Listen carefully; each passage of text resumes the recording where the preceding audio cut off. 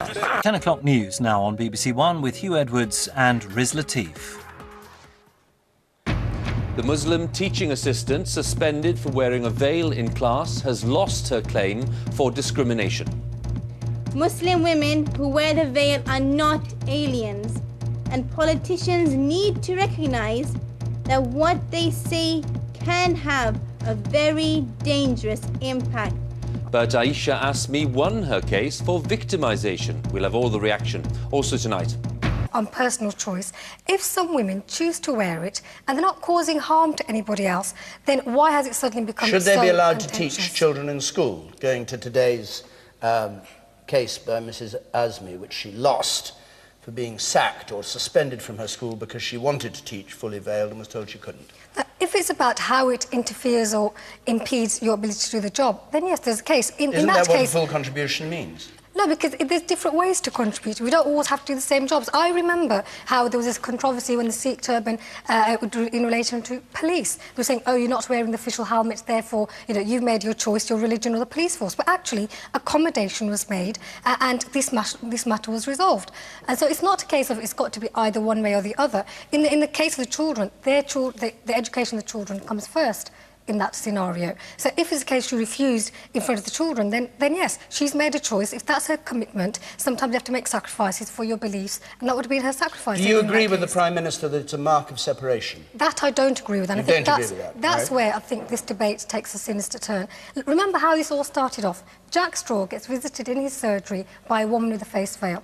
That's not separating yourself off, going to your local MP, engaging the local democratic process. So if he chose to read it as rejection or separation, that was his problem. That was a barrier in his mind. He actually described her as a pleasant woman with a broad Lancashire accent.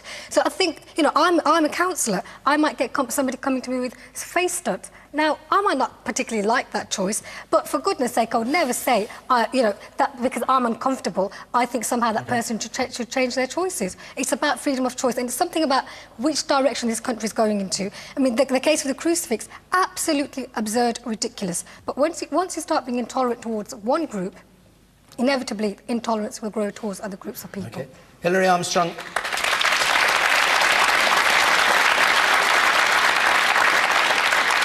If I could just remind you what the Prime Minister said. He was asked whether a woman wearing a veil could make a full contribution to society. And he said, it's a very difficult question. It is a mark of separation, and that's why it makes other people from outside feel uncomfortable. It has been a rise in hate crime, a rise in faith crime, a rise in race crime, and unfortunately, a situation which has given nothing but fodder to right-wing extremists. OK. And the lady in yellow, if you're coming second. Yes.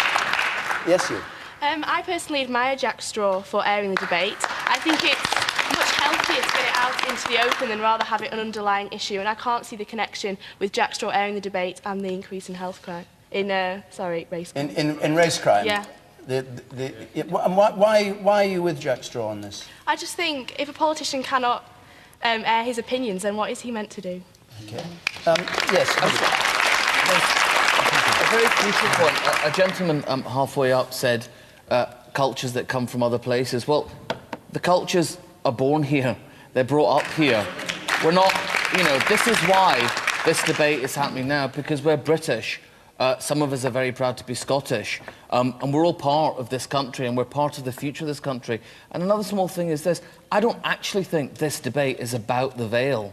OK? The reason this has become hijacked is because, whether we like it or whether we don't, non-Muslim British people feel unable to say anything about Islam they see around them, OK? For whatever reason that is, and I think the media need to play some part in that. This is a debate about us getting to know our neighbours.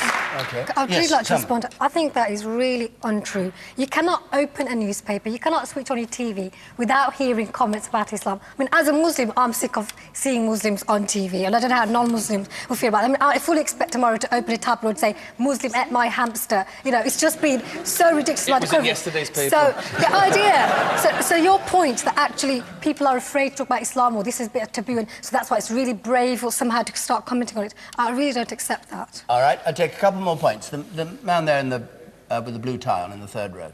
Yes, Hughes. What about the security issue? What about the security issue? Well, there's CCTV cameras everywhere you go, you know, for your safety.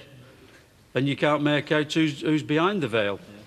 Yes, or people wearing dark glasses, presumably. No. I'm not trying to spike your point. I mean, there are various ways of disguising yourself. Yeah, no, but that's just totally covering your face. OK, and you, sir, in the grey shirt here and the grey tie. No. I think you've got to separate this issue from religion a bit. In the case of Mrs Asney, it's an absolute fact that in regards to face-to-face communication, 80% of it is via non-verbal means. With a lady that wears the veil, you take that away.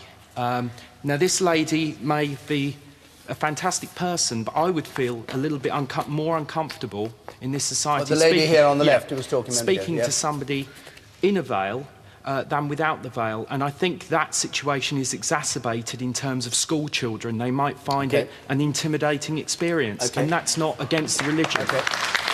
We're going to move on now. We've been over half an hour on that, and I think we ought to move on to another question. This one is from Alison Moore, please. Alison Moore.